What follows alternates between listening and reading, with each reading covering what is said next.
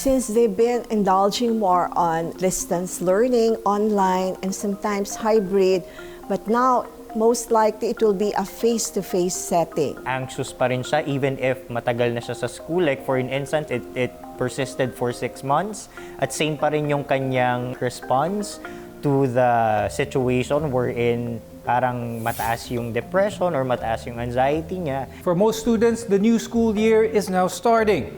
But as with many other things, the COVID-19 pandemic has created challenges for the back-to-school season. How can we help our children adjust while keeping them safe and healthy? I'm Dr. Freddy Gomez. Join me as we discuss the physical and mental preparations that students should do as they return to school and how best parents can guide them. Welcome to MedTalk Health Talk.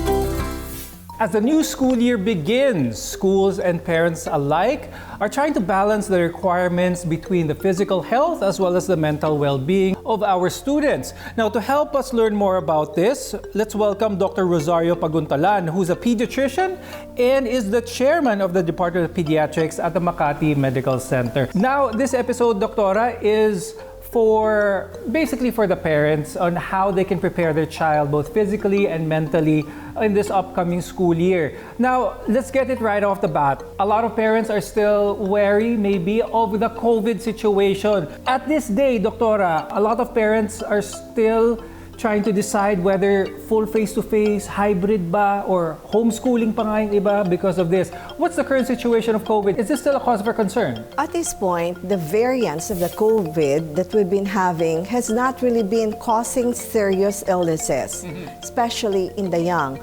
Although we have like isolated cases wherein there were serious consequences, but as a whole, it's been quite manageable. So whether it's COVID or some other infections, there are mainstays to make sure that your child is healthy and safe. Hygiene is number one.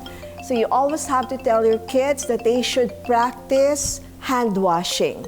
I believe in some instances, masking will still be here to stay for quite a while. Not only do we talk about hygiene or protection against illnesses in terms of masking, but you also have to build the immune system of your child. Make sure that the child is healthy. The next one is adequate rest. During rest, your child is able to repair worn out muscles, and also sleep helps them grow.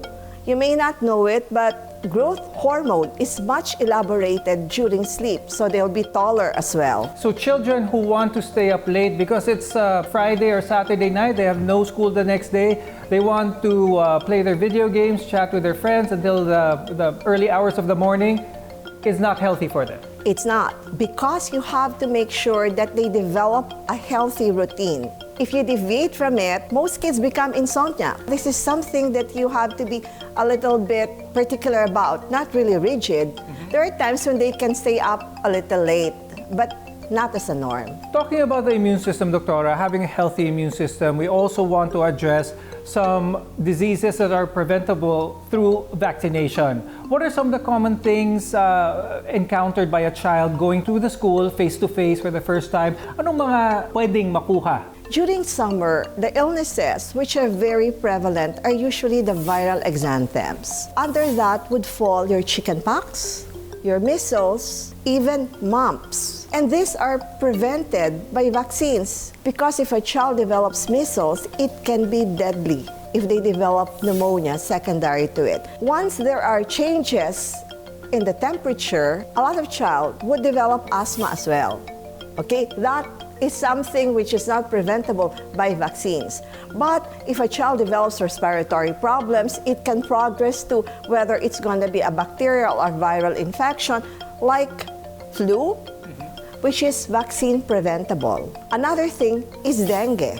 So there are a lot of illnesses which can be prevented by vaccines. There's a lot of question with regards to vaccines, how robust this is, especially when it comes to chickenpox. Many parents feel na mas magiging matatag ang immune system ng anak nila if they get actively infected with chickenpox and get well with it versus a vaccine. Is there any truth to this, Doctora? Usually, if you get the chickenpox at an age wherein you're not too young, like that in infancy or when you're an adult, it may be okay for you to develop the chickenpox.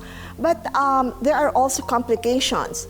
If you develop chickenpox, you expose somebody who is not possible to be vaccinated against it. Like for instance, an infant cannot receive the vaccine less than 1 year old.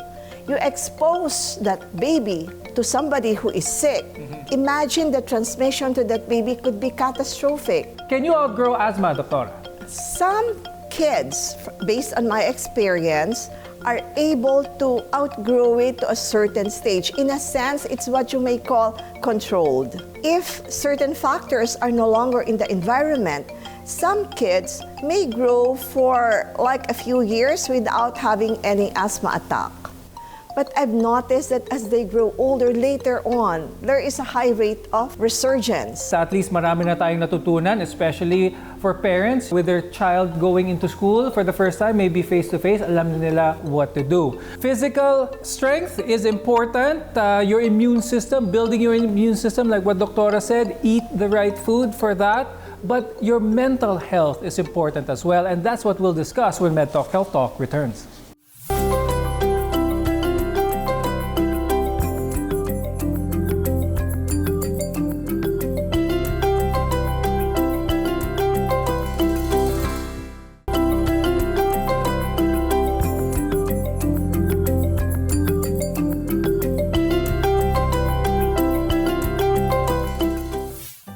After a few years of distance learning, the transition back to face-to-face classes can be a challenging one. So we need to make sure that students are mentally prepared for this adjustment period. Now here to tell us more on how we can best acclimatize our kids, please welcome Rainier Ladik, who is a clinical psychologist and professor from National University Clark. Now, napaka-importante itong part na to, the mental part of kids going back to school. Let's first address the adjustment period. So, from so many months to years of online classes, distance learning, ngayon magkakaroon na ng face-to-face. What are some of the adjustments na parents can expect? Well, actually po, it depends on the individual. Most especially po sa mga students probably who has experienced yung online or yung classroom setup pre-pandemic and the online setup during the pandemic, I think they do not have much adjustments to this. Pero of course, there will still be like some adjustments to it, such as yung preparations, different ang preparations, since of course, babalik na nga po sila sa eskwela, and then at the same time, yung social interaction we're in for a few years is medyo hindi po nila nakita yung mga kaklase nila, and so it's another time for them to adjust, to socialize with their teachers and with their classmates. Now, you mentioned a very important key here. Now, it depends on the individual. Some kids adjust better than others. What are some of the signs, the symptoms na hindi gaano kaganda yung adjustment that needs to be addressed? Well, it can be measured po in some criteria. Of course, yung gravity ng symptoms, if yung isang bata is na-anxious pa rin siya even if matagal na siya sa school. Like for instance, it persisted for 6 months at same pa rin yung kanyang response to the situation wherein parang mataas yung depression or mataas yung anxiety niya, and then walang nagbabago, then at the same time is yung functioning niya, hindi siya makapag-aral ng mabuti, hindi siya makapag-concentrate, and the others po na kailangan po nating i-check sa isang individual. Now, let's talk about expectations. Because for any parent, they always want the best for their child, the best performance. Let's talk about realistic expectations una. Give an example. Let's say, for example, my child was a Dean's Lister last year. And of course, I expect as a parent na maging Dean's Lister ka ulit this year. Is this a valid expectation? Is this healthy for the child? Actually, this is a normal expectation na kapag yung isang estudyante is may na-achieve siya, then the next year is parang we also expect kasi na that achievement will be achieved again by the student. Kasi nga parang this history of the skills of the student na parang kaya niya ulit ipakita for the next year. So this is normal. But then actually, I think hindi nagiging healthy yung expectation if it becomes too much. So for the parents who are watching here, Rainier, what can they do? How can they sort of balance that I want my child to succeed, but I also do not want her achievements to define who she is? Para maiwasan po natin yung tinatawag po natin ng mga neurotic behavior, or included din po kasi dito yung perfectionism, wherein ang dami pong mga kabataan nowadays na ang tataas ng mga standards nila sa kanilang sarili. Now, yung mga parents dapat maging balanse sila sa pag-recognize ng mga kakayahan ng kanilang mga anak, and to also make it to the point na okay lang yung magkamali. So kailangan na i-reinforce din yung mga bagay na yung weakness kumbaga na dapat ma-nourish din siya within the students or dun sa mga kabataan. Now let's talk about a common thing that occurs, especially pag mas bata, no, who's about to go to face-to-face, bullying. We see some data where bullying actually causes harm in the long run for the child. So as a parent, how should they approach bullying? How should they address it if it does occur?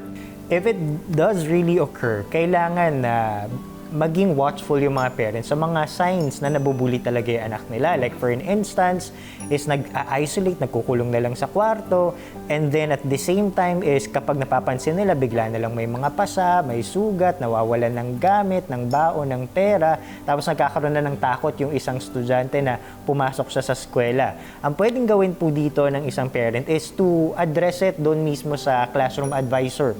Then I hope that yung mga school is meron silang mga anti-bullying program wherein from the advisor i-escalate yan usually sa Guidance and Counseling Center. Then the Guidance and Counseling Center will further the investigation. Then at the same time, pwede din na kumonsult yung mga magulang if they suspected na yung anak nila is na-bully. Pwede din po silang kumonsulta sa mga other mental health professionals such as a psychologist wherein they can evaluate the psychological state of the child para ma-prevent po natin yung further development of other mental health issues. Now let's talk about kids naman who are a little bit older, who are in college. Because how should the parents stand here? If their child is in college, should I still be the parent or should I let my child find their own way? For individuals or for students in college naman po, since mas develop na yung kanilang cognitive skills, mas autonomous, mas independent na sila, so I hope that the parents will be much more permissive in their decisions. They can just guide their children through just giving some reminders to them. Now, before you go, Rainier, do you have any tips, any advice for the children who are going face-to-face and especially the parents who are watching here? Sa mga estudyante, of course, babalik na po tayo doon sa usual setup natin.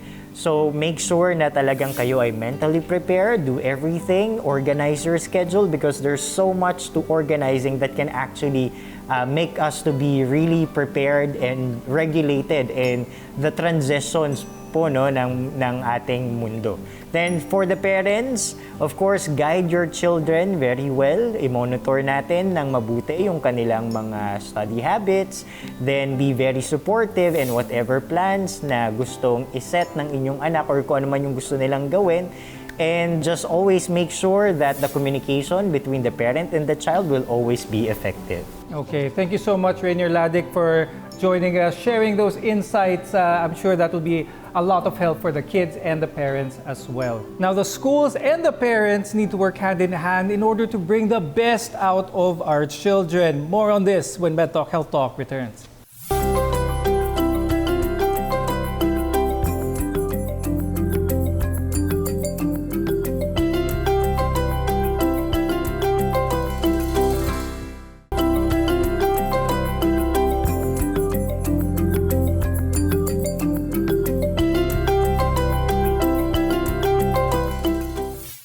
The start of a school year can definitely be an adjustment period for a lot of kids and parents as well. Still to discuss this, let's welcome back Dr. Rosario Paguntolan, who's a pediatrician and the chairman of the Department of Pediatrics at the Makati Medical Center. Going back to some of the physical adjustments that a child may have, what are other common aspects do you think na hindi siguro aware ang mga parents in terms of adjustment? Since they've been indulging more on distance learning, online, and sometimes hybrid, but now most likely it will be a face-to-face setting. You have to remember that they have to wake up early. So you have to set when they wake up, like weeks ahead. Otherwise, it will be very hard for them to adjust, to dress up, and then commute to school and all that. Since kids have been using a lot of gadgets, they have become more what you would call nearsighted. Now, all of a sudden, they'll be attending school wherein whatever they read will not be right in front of them, sometimes on the board. So most likely, some parents might first want to consider having the eyes of their child checked for some errors of refraction. The earlier you address this, the better for the kid. Also, some of them use a lot of like earphones, headphones. You might consider an ENT. How can parents balance studying time for their kids? You know, they have to study in order to do well in school versus getting the right amount of rest. Rest, studies, and exercise, which involves play, is also important. The exercise also boosts the immune system. So it should be a healthy balance. Now, Doctora, we have some questions actually from our viewers who are concerned about the health of their child, especially ngayon na papasok na or start na ng classes. We have a question here. Doc, ano pong healthy baon ang masasuggest niyo po para sa mga bata? It cannot be repeated too much, that avoid junk food. A lot of the snacks are not healthy, which you buy in the supermarket. They have artificial flavoring, they have additives, preservatives, which may affect the kidneys in the long run. So the fresher the food, the better. Fruits, crackers are good, yogurt, milk, and cheese products, other dairy products will always be good for your kid. Okay, basta wag lang junk food. We have another question here. Ayaw kumain ng gulay ng anak ko. Ano ang pwede kong i-substitute para sa kanya? Sometimes a lot of kids hate green leafy vegetables. You can try bright colored food like vegetables like carrots, your squash. And let's not talk about substituting right away, because there are inventive ways, creative ways that you can introduce your vegetables. You can chop them into little pieces, add it in the soup. The vegetable is still there, but they don't physically see that it's vegetable that they refuse to eat. Here, Doctora, is a very interesting question. Doc, ano ang ideal study environment para sa mga bata? I think it depends upon the age group of the child. For your toddlers, I mean, there are some who go to school right away, okay? And there are those like in kindergarten. Like, we cannot be rigid for the younger ones. They can stay, like, for instance, in the kitchen table while mom is preparing food. So that's good. It's a good setting.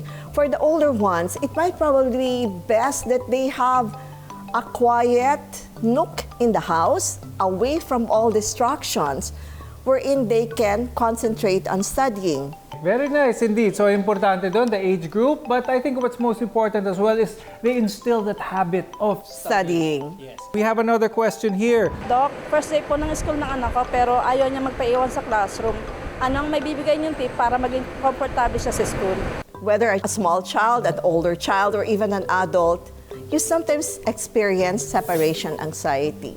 When you're placed in a new environment, you can be frightened. Some would even have panic attacks. Because especially the pandemic, kids now lacked a lot of socialization, interpersonal relationships. So nabibigla.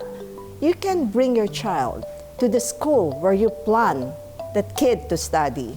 Familiarize the kid in the environment. Now, to wrap things up, what's your advice? What's your tips? Especially for the parents who are watching this, lalong-lalo na pag ito na, parating ng first day of class. Of course, they've been at home for like more than how many years. Then all of a sudden, they are in an environment wherein they're left alone. So you really have to reinforce that you're there, provide always the warmth and support in the family. And since a lot of them may have emotional, psychological issues, it's good to know that if such problems would arise, there is somewhere you could go. You could go to your pediatrician. Of course, the parent should be the first one to know about the telltale signs that there are problems, which is why you always have to communicate. You have to have quality time with your kids. Find out what's going on with them. They should be open to you. So communication talaga is key here. Thank you so much, Dr. Rosario Paguntalan, for being with us, sharing all those very good advice. And I'm sure it will help a lot of parents with their child coming in for the start of classes. It's been an honor and pleasure to share with you and with your audience whatever little help I could. A final tip, constantly listen and communicate with your children. As you help them navigate this phase of their life, remember to check in with them often and see how they feel. I'm Dr. Freddy Gomez, and thank you for joining us here on MedTalk Health Talk.